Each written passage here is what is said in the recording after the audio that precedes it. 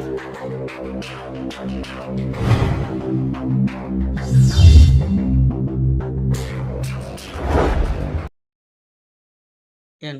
குலதெய்வமான குழந்தாளம்மனை போற்றி, பெரிய கற்பனை செம்மியை போற்றி, அனைவருக்கும் எனது பணிவான வணக்கம். வணக்கம். நேயர் ஒருவர் கேள்வி கேட்டிருக்காரு. நல்ல இன்ட்ரெஸ்டான கேள்வி கேட்டிருக்காரு. அவங்களுக்கு பதில் சொல்லலாம். அதாவது நமக்கு இன்ட்ரெஸ்டாக இருக்கலாம், அவருக்கு அதில் துக்கம் நிறையா இருக்குது. பாவம் மனவேதனையோட கேள்வி கேட்டிருக்காரு. இன்ட்ரெஸ்ட்டுங்கிறத விட மனவேதனையோட கேள்வி கேட்டிருக்காரு. அதுக்கு பதில் தரலாம். சரிங்களா? நான் பல தடவை சொல்லிட்டேன், யாராக இருந்தாலும் முன்னாடி பேர் போடுங்க. இப்போ ஒரு வாட்டில் மொட்டை கட்டியாசி மாதிரி போட்டிருக்காங்க. ஆனா பொண்ணா இல்லை என்ன பேர், கருப்பா சேப்பா, நான் வாட்டில் பலன்னு சொல்கிறேன். சரி பார்ப்போம். ஹாய் சார்னு போட்டு வெளிநாடு சென்று வேலை செய்ய முடியுமா சார் போட்டிருக்காரு. சரி பார்ப்போம். மற்றும் ஒரு பொண்ணை நான் 2 வருஷமாக லவ் பண்ணுறேன், ஒரு தலையாக காதலாக. இவராக லவ் பண்ணுறாரு ஒரு பொண்ணை, ஒரு தலையாக காதல் பண்ணுறாராம். காதல் அவங்களும் 2 வருஷத்துக்கு அடுத்து என்னை லவ் பண்ணுறேன்னு சொன்னாங்க. ரைட்டு, அது நல்லது தான், நல்ல விஷயம் தானே. அவங்களே ஃபஸ்ட்டு சொன்னாங்க, அது சரி நல்ல விஷயம் தானேப்பா.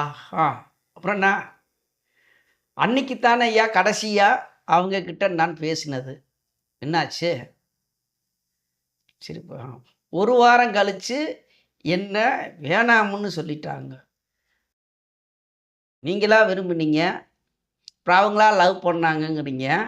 அப்புறம் ஒரு வாரம் கழித்து அன்றைக்கி தான் கடைசியில் பேசுகிறீங்கிறீங்க. அப்புறம் ஒரு வாரம் கழித்து குழப்பாதீங்க, வேணான்னு சொல்லிட்டாங்க அப்படிங்கிறீங்க. சரி வர்றேன், அதுக்கு என்ன தானே சொல்லிட்டாங்க, என்ன காரணம் தெரியல. சரி, எதனால் இது வருதுக்குது ஐயா? மற்றும் எதனால் ஒரு கெட்ட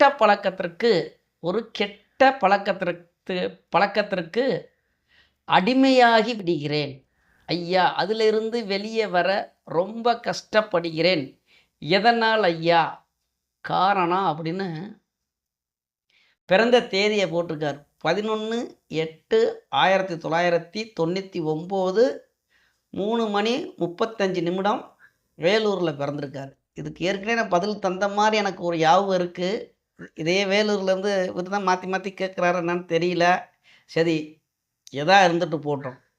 ஒரே நபர் மாற்றி மாற்றி கேள்வி கேட்க வேண்டாம்.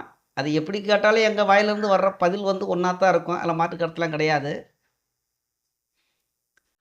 இதுக்கு நான் பதில் தர்றேன், சரிங்களா? இதில் ஒரு ஆண் ஜாதகம் தான். இதில் எப்படி அப்படின்னு கேட்டிங்கன்னா, நீங்கள் ஒரு பொண்ணை நான் 2 வருஷமாக லவ் பண்ணுறேன்னு சொல்லிட்டீங்க. ஒரு க்ளூ கிடச்சிருச்சு. ரைட்டு.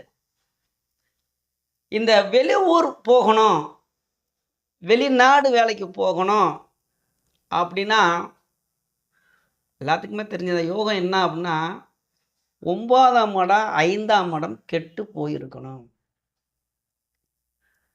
முதல் விஷயம், 5ம் 9ம் வலுப்பட்டு இருந்தால் அங்கே குலதெய்வம், அங்கே பிறந்த இடம், அங்கே பாட்டையும் பூட்ட இடம் அங்கே வலுவாக இருக்கும். அப்போ அங்கே தான் இருப்பீங்க. அது கேட்டால் தானே வெளியில் போக முடியும். 1.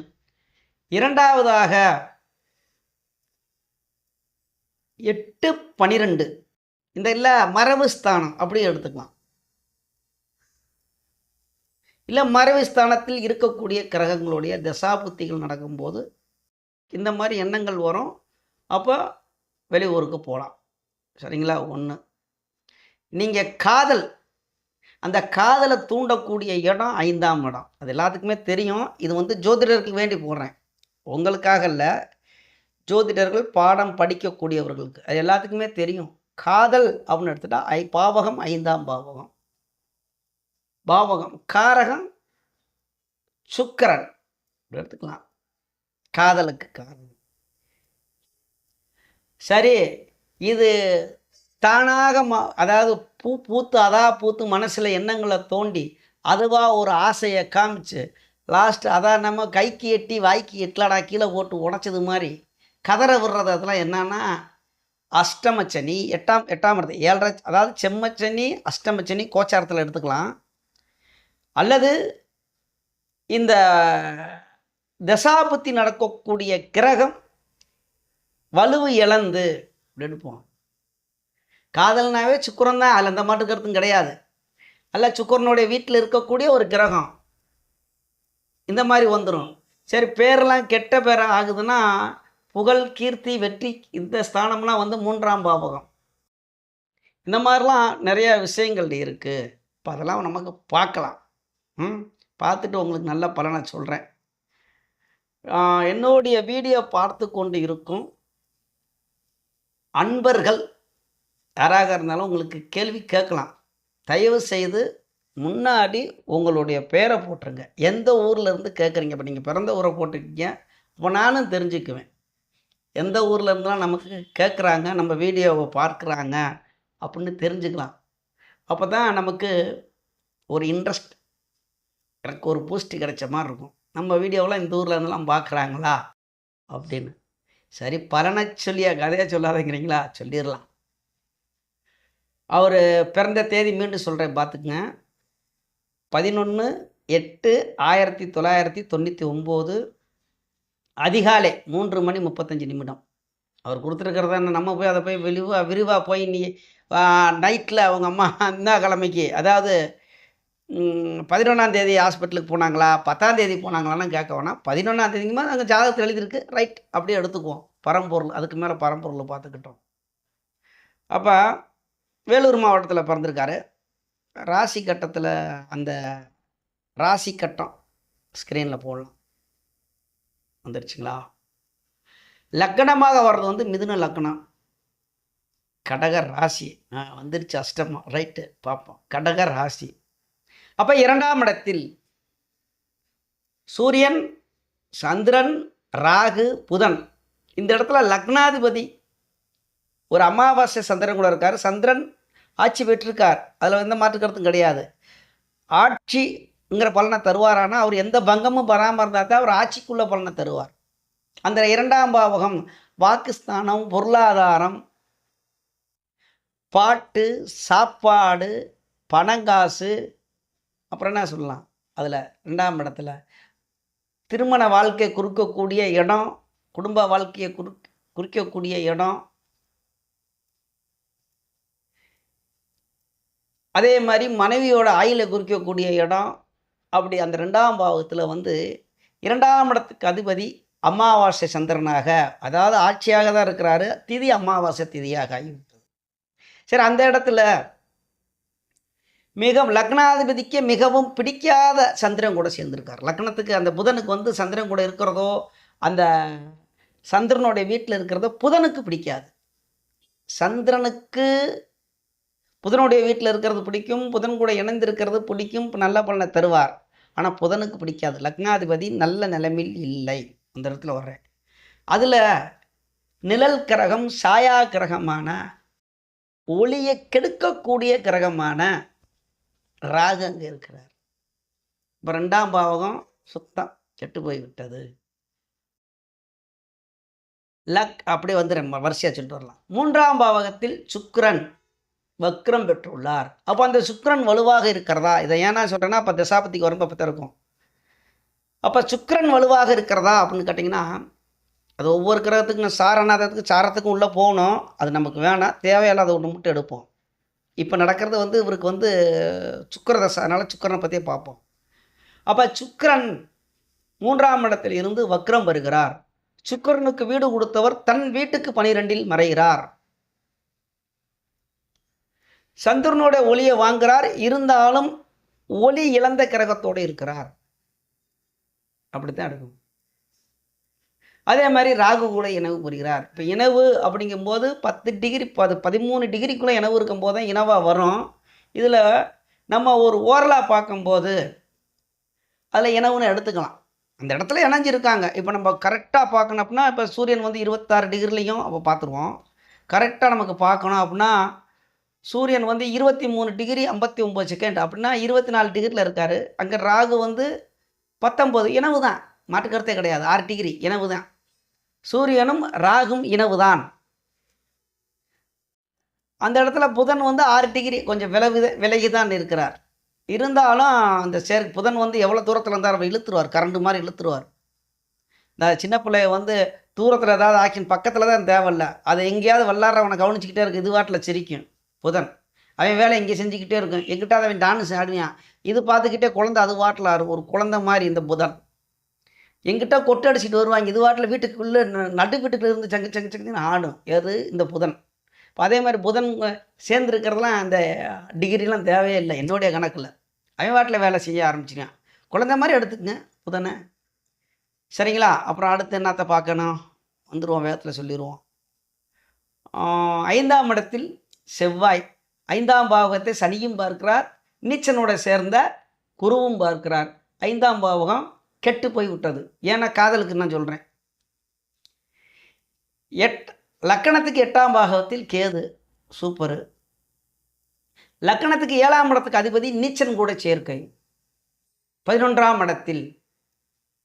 இந்த உபய லக்கணத்துக்கு வந்து மாரகஸ்தானம் அப்படிங்கிறது 11ஆம் இடம். அப்போ 7ஆம் இடத்துக்கு அதிபதி போய் மாரகஸ்தானத்தில் இருக்கிறார். அப்போ இதெல்லாம் கிடத்தானே செய்யும். இப்போ வந்துடும். இதே போதுங்கிறீங்களா? பலனை இன்னும் சொல்லவே இல்லை சாமி, கிரகத்தை மட்டும் தான் சொல்கிறீங்க. இப்போ ஒரு வந்துடுவோம். முதல்ல வந்து வெளிநாடு சென்று வேலை செய்ய முடியுமா சார்? தாராளமாக போகலாம். வெளிநாடுக்கு போய் வேலை செய்யலாம் தாராளமாக. ஆனால் அங்கே போய் கெட்ட பேரை வாங்கிக்கிட்டு திருப்பி அனுப்பி விட்டுரும். அதை பார்த்து கவனமாக செய்யணும். ஏன்னா சுக்கிரன் அங்கே சரியில்லை. 12ஆம் இடத்துக்கு அதிபதி தான். 5ஆம் இடத்துக்கு அதிபதி கெட்டுத்தான் போயிருக்கிறார். 5ஆம் இடத்துக்கு அதிபதி போய் அவர் போய் தன் வீட்டுக்கு லாபஸ்தானம் 11ஆம் இடத்துல இருந்தாலும் வக்ரம் பெற்றிருக்கார். சரிங்களா? அவர் சாரம் வாங்கியிருக்கிறது சுக்கிரன் 5ஆம் இடத்துக்கு அதிபதி. சுக்கிரன் சாரன் வந்து கேதுவோட சாரம். சரி, கேது எங்கே இருக்காருன்னு கேட்டிங்கன்னாக்க மறைவு ஸ்தானம் 8ஆம் இடத்துல இருக்கார், நீச்சனோட வீட்டில் இருக்கார். கேதுக்கு வீடு கொடுத்த சனி நீச்சன். அதனால் கொஞ்சம் கவனமாக தான் இருக்கணும். அங்கே ஐயா நீங்கள் போச்சோன்னீங்க, நான் போனேன் அங்கேயும் இங்கே எடுத்துக்கிட்டு வந்துக்கிட்டேன், இந்த மாதிரிலாம் புலம்பக்கூடாது. கவனமாக ஆனால் போகலாம். வெளியூர் போய் வேலை செய்யலாம். அதுக்குள்ளே யோகம் இருக்குது. ஒன்று. அப்புறம் ஒரு பொண்ணு நான் 2 வருஷமாக லவ் பண்ணேன். ரைட்டு, அஷ்டமச்சனி உங்களுக்கு கடகராசி இல்லையா? இப்போ தானே மாறுச்சு. சரி, சுக்கிரன் வக்ரமாகி போயிட்டார். அவர் 3ஆம் இடத்துல இருக்கிறாரு. செய்யக்கூடிய சேட்டை அம்புட்டு 3ஆம் இடம் என்ன? தைரியம், வீரியம், புகழ், கீர்த்தி. அதிலே வந்து கெடுக்க செய்வார். உங்களுடைய பேரெல்லாம் கெடுக்க செய்வார். தானாக காதல் வரும். சுக்கிரன் தானே 12ஆம் இடத்துக்கு அதிபதி. ஆசையிலே அதிகமாக தூண்டுவார். ஒரு கெட்ட பழக்கம்னு சொல்கிறீங்கல்ல, அது என்னமோ இருந்துட்டு போட்டு, அது எங்களுக்கு தேவையில்லை. 12ஆம் இடம் அதெல்லாம் தூண்ட செய்வார். அப்போ அதுக்கெல்லாம் அடிமையாக்க செய்வார். அதுவும் அந்த பொண்ணு வந்து உங்களை லவ் பண்ணல, நீங்கள் தான் ஒருதலை காதல். என்ன சொல்கிறீங்க? நான் 2 வருஷமாக லவ் பண்ணுறேன், ஒருதலையாக காதலாக. அவங்களும் 2 வருஷத்துக்கு அடுத்து என்ன லவ் பண்ணுறேன்னு சொன்னாங்க. 2 வருஷம் கழிச்சு அவங்க லவ் பண்ணி சொல்லியிருக்காங்க. நீங்கள் ஒருதலை காதலாக 2 வருஷமாக அவங்க பின்னாடியே சுற்றிருக்கீங்க. அப்படித்தானே? அதுக்கு அப்போ அஷ்டமச்சனி அப்படியே சுத்த விட்டுருக்கு, லோலோன்னு அலையா விட்டுருக்கு, படாத வாடுபட்டுருக்குது. எங்கிட்ட போகிறேன்னு சொல்லிக்கிட்டு லவ்வை சொல்லி அதையும் கழட்டி விட்டுருச்சு. ஒன்று, சுக்கிரன் தான் மட்டுக்கும் காரணம். லவ்வு உங்கள் மனசில் தோன்றதுக்கு காரணம் 5ஆம் பாவகம். அதான் நீங்கள் தான் காரணம் கேட்குறீங்களா ஜோதிட ரீதியில்? சரி, ரைட்டு, அதுதான் காரணம். சுக்கிரனும் 12ஆம் இடத்துக்கு அதிபதியான சுக்கிரன் தான் உங்களுக்கு இந்த மனசில் வந்து காதல் எண்ணத்தை தோன்றதும் உங்களுக்கு கெட்ட பேரை கொடுக்கக்கூடியதும் இந்த சுக்கிரன் தான். அப்புறம் என்ன கேட்குறீங்க? காரணம் தெரியல, அதான் சுக்கிரன் சொல்லிட்டேன். இது காரணம் தெரியலங்க ஐயா, எதனால் இது வருது மற்றும் எதனால் ஒரு கெட்ட பழக்கம்னு சொல்கிறீங்க. கெட்ட பழக்கம் அப்படின்னா இந்த இடத்துல 3ஆம் பாவகம் நல்லா தெரிஞ்சுக்குங்க. இப்போ 2ஆம் பாவகம் 2ஆம் பாவகமாக இருந்து ராகு கூட சேர்ந்தால் அல்லது சந்திரன் கூட சேர்ந்திருந்து இதெல்லாம் குட்டி பழக்கம்னு நாங்கள் எடுத்துருவேன். இது சுக்கிரன் 3ஆம் பாவகம். இதில் சூதாட்டம், ஆன்லைனில் விளையாடுறது அப்படின்னு கூட கொஞ்சம் எடுத்துக்கலாம். ஏன்னா அதை எடுக்கலாம். ஏன்னா இப்போ ராகும் அதுவும் ஆன்லைன் தான். சுக்கிரங்கும் போது ஆன்லைனில் கூட அந்த மாதிரி அந்த ஆன்லைனில் போய் ஆன்லைன் ரம்மியோ இல்லை ஏதோ ஒரு கழுதை ஆகிக்கிட்டோம் அதில் இருக்கலாம். இருந்தாலும் இந்த 3ஆம் இடங்கிறது வீரியஸ்தானம், 12ஆம் இடத்துக்கு அதிபதி. என்னோட ஒரு கணக்கு, வேறு பெண்ணுங்கள் கூட தொடர்பு கூட வைக்கலாம். கெட்ட பழக்கம் வரலாம். இந்த மாதிரிலாம் உங்களுக்கு ஏற்பாடு தானாக வரும். அதனால் 2 அடி கூட வாங்கலாம், குத்து கூட வாங்கலாம். ஏன்னா வாங்க வைப்பேன் சுக்கிரன். நம்ம கவனம் தேவை. இதிலேருந்து விடுதலை வரணுமா? தாராளமாக வரலாம். நீங்களே நீங்கள் மனசு வச்சா வரலாம். அதுலேருந்து தூக்கி போட்டு வரலாம். நீங்கள் மனசு வைக்கணும். அதுக்கு என்ன செய்யலாம் சொல்கிறேன் பின்னாடி. இதுலேருந்து கஷ்டப்படுறேன் எதனால் ஐயா? ஐயா அம்புட்டுக்கு காரணம் சுக்கிரதசை. சுக்கிரன் வந்து உங்களுக்கு வந்து 5க்கும் 12க்கும் அதிபதி. அவர் வலுவாக இருந்திருந்து வீடு கொடுத்தவன். இப்போ ஒன்றும் இல்லை, சூரியனை தூக்கி அப்படியே அங்கே போட்டுட்டிங்கனாக்கும் வக்கிரமெல்லாம் பெரிய விஷயம்லாம் கிடையாது. சூரியன் கூட இருக்கும்போது அருமையான பலன். குருவும் பார்க்குறார், அருமையான குரு நீச்சம் கூட இருந்து சுக்கிரனை குரு பார்த்தாலும் கூட குரு பார்வைக்கு அங்கே சுக்கிரன் வீடு கொடுத்தவன் ஆட்சிங்கிறதுல சுக்கிரன் நல்ல பலனை கொடுத்துட்டு போயிடுவார். உங்களுக்கு நேரம் காதல் சக்ஸஸ், காதல் வந்து வெற்றி ஆகிருக்கும். அந்த மனைவி கூடயே சந்தோஷமாக இருப்பீங்க. வெளிநாடு போகலாங்கிறதுக்கு நீங்கள் கேட்கவே மாட்டீங்க. வெளிநாட்டில் போய் நல்லா சம்பாதிக்கலாம், இதெல்லாம் நல்லா வந்திருக்கும். சுக்கிரன் வந்து இப்போ உங்களுக்கு வந்து புண்ணியாதிபதி, புண்ணியத்தை கொடுக்கக்கூடியவர், 5ஆம் இடத்துக்கு அதிபதி, காதலையும் கொடுக்கக்கூடியவர், எல்லாத்தையும் வெற்றியை கொடுத்துருப்பார். காரணம் வீடு கொடுத்தவன் மறைஞ்சு போயிட்டான். 2வது வந்து அவன் சாரநாதன், சாரம் பெற்றது வந்து இது கேதுவோட சாரன். கேது வந்து 8ஆம் இடம், லக்கணத்துக்கு 8ஆம் இடம், தன் வீட்டுக்கு 6ஆம் பாவகம் தானே. லக்கணத்துக்கு 8ஆம் பாவகம், தன் வீட்டுக்கு 6ஆம் பாவகத்தில் மறந்து போய் விட்டான் கேது. கேதுக்கு வீடு கொடுத்தவே அவன் நீச்சமாகி போயிட்டான். சுத்த வேஸ்ட்டு சனி. அவன் எப்படி இருக்கும் போல அப்படித்தான் இருக்கும். சரி, இதிலேருந்து நான் விடுதலை வரணும், நான் நல்லா இருக்கணும் அப்படின்னா உங்கள் லக்னம் ஃபஸ்ட்டு வலுப்பெறணும். லக்னாதிபதியும் கெட்டு போயிட்டாருன்னு சொல்லிட்டேன். லக்கணத்தை சனி பார்க்கிறார். அந்த சனி வந்து நீச்சம். அந்த நீச்ச சனியை வந்து இயற்கை பாவரான செவ்வாயும் பார்வை. குருவோடு எடுக்கிறது கொஞ்சம் சுமார் ஆயுளுக்கு பங்கம் இல்லை, அப்படி எடுத்துக்கோங்க. 8ஆம் இடத்துக்கும் 9ஆம் இடத்துக்கும் அதிபதி. அவர் போய் 11ஆம் இடத்துல லாபஸ்தானத்தில் இருக்கிறதுனால இந்த ஆயுளுக்கெல்லாம் பங்கம் வராது. அதை பற்றி கவலைப்பட தேவையில்லை. ஏன்னா 8ஆம் இடத்தை இங்கே செவ்வாய் வார பார்க்குற அப்படி ஒரு பயன் நீங்கள் கேட்கல. அதுக்கு வந்து தோஷங்களோ எதுவும் பங்கம்னா பாதிப்பு வராது. வெளிநாடு போகலாம், இந்த கெட்ட பழக்கத்திலேருந்து விடுதலை ஆகலாம். அதுக்கு என்ன அப்படின்னா உங்கள் லக்கணத்துக்கு அதிபதி புதன்.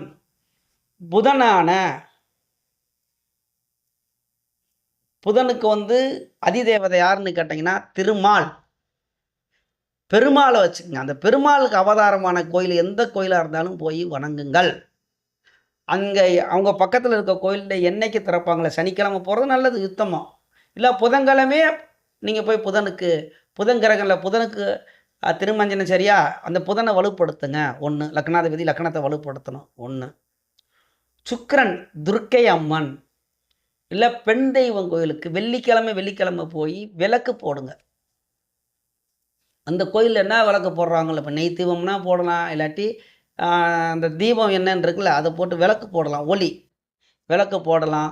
முடிஞ்ச அளவுக்கு வெள்ளிக்கிழமை அந்த சுக்கிர தசை சுக்கிர ஓரையில், அதாவது காலையில் 6 to 7 போக முடியாது, மதியம் 1 to 2 போக முடியுமா பார்த்துக்குங்க. இல்லாட்டி சாயங்காலம் எடுத்துட்டிங்கனாக்கும் 7 to 8 வரும்.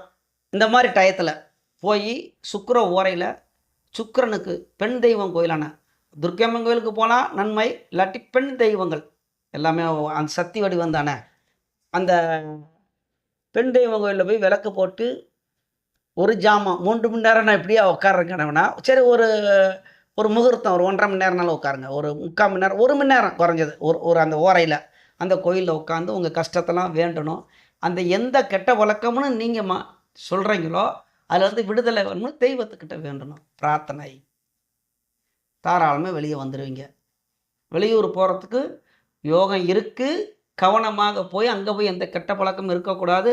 அதுக்கு சரி இவ்வளோலாம் நான் ரிஸ்க் எடுக்க முடியாதுன்னா இருக்கிற இடத்துல இருக்கிற வேலைக்கே போய்கிட்டு இருக்கலாம், நல்ல வருமானத்தை கொடுப்பார். சுக்கிரன் வந்து உங்களுக்கு வந்து சுக்கிர தசை சுக்கிர புத்தி தான் நடந்துக்கிட்டு இருக்குது. அஷ்டமச்சனியை கடந்துட்டீங்க. அப்போ இனிமேல் நன்மை தான் வரும். சுக்கிரன் சூரியன் சந்திரன் அந்த கொஞ்சம் கொஞ்சமாக அந்த புத்தி வரணும்ல.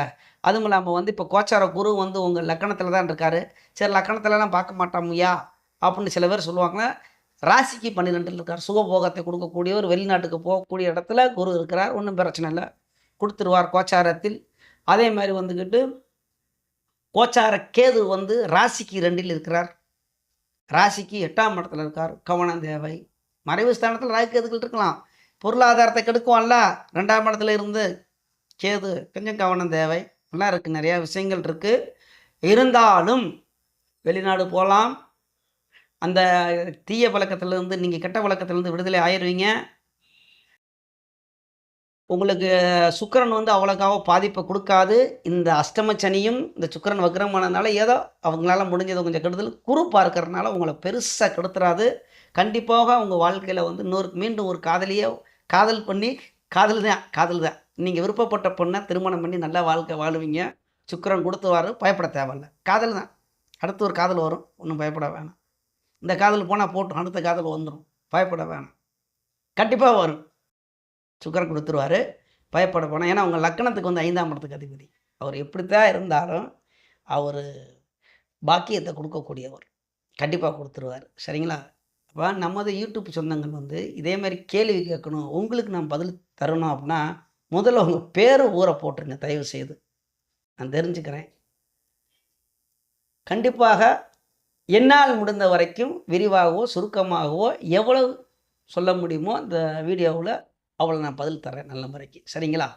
அப்ப நமது யூடியூப் சொந்தங்கள் அனைவரும் வளமுடன் வாழ்வீர்கள். நன்றாக இருப்பீர்கள். நன்றி.